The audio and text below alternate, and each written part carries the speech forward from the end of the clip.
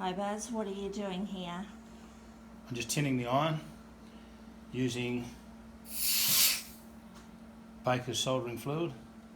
So you clean the iron first and then you tin it, and the soldering iron comes up looking clean and lovely. Okay. Then we apply it to the lead and apply a 50-50 mix of solder, which is lead and tin.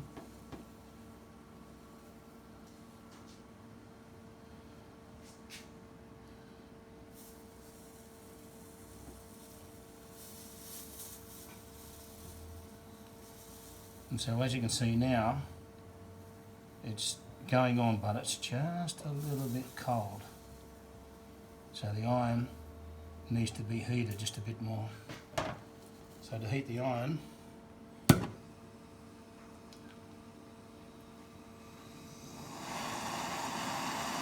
got to be very careful not to burn the iron. You get it too hot, you burn the solder, and you have to put it on a grinder or a file. You have to file it right back again. You don't want to send it blue either. If you send it blue, that means it's burnt. So we just need a little bit extra heat, and I'll back this right off.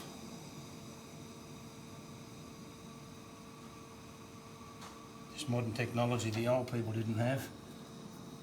So you can tell now, you can see where that's just melting beautifully now. So you see there how beautifully that's going, because that iron is just the right temperature.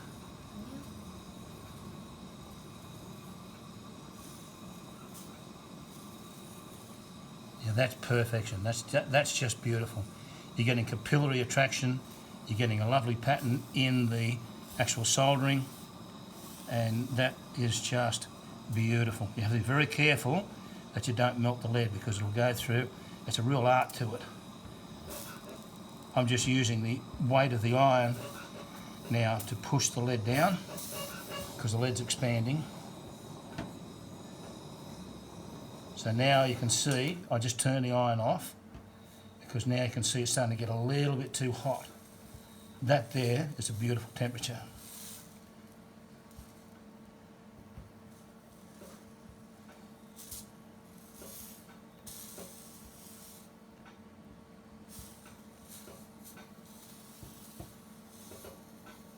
The acid that we're using on the lead is orthophosphoric, which is an ingredient in Coca-Cola if you like Coke.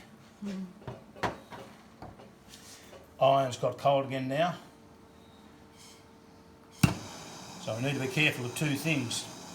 We don't get the iron too hot, that it burns the iron and melts the lead. We've got to have the iron at just the right temperature, so it makes a beautiful capillary attraction through here that doesn't melt the lead and it doesn't get too cold. That there is starting to get too cold.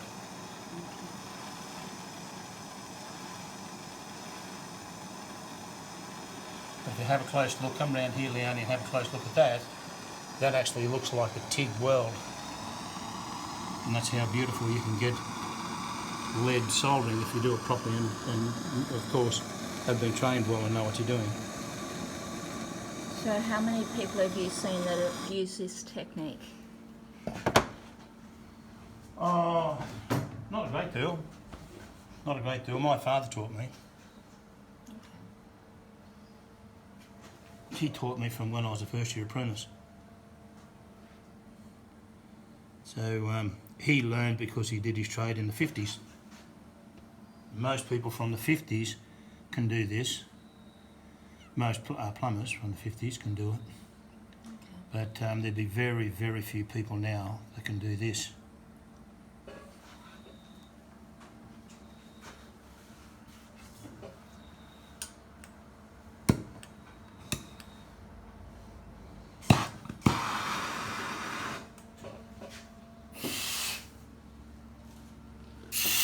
You can tell by the sizzle as well. The iron's starting to get a little bit hot. You can see how quickly it melts the lead, and the iron was starting to get a little bit of colour in it. So it needs to be cooled down. It's good to cool it down in a bit of acid, which is Baker's soldering flux. You just cool it down a little bit, and then you can start again.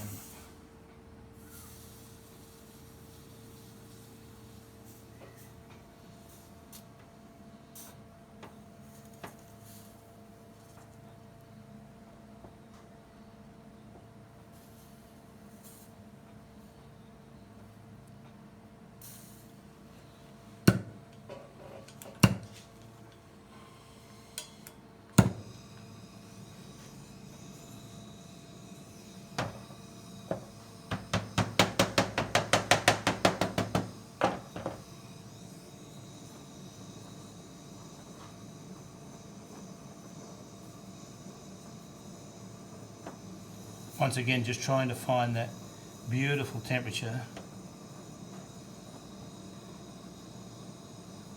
Just needs a little bit more heat.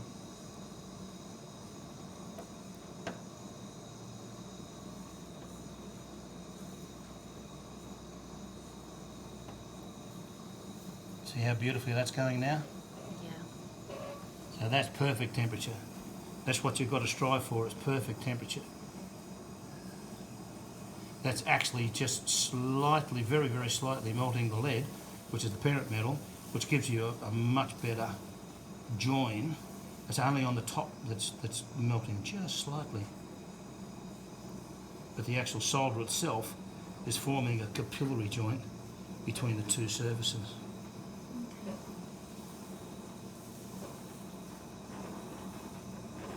That's beautiful. Now that's just beautiful. That's just going so well.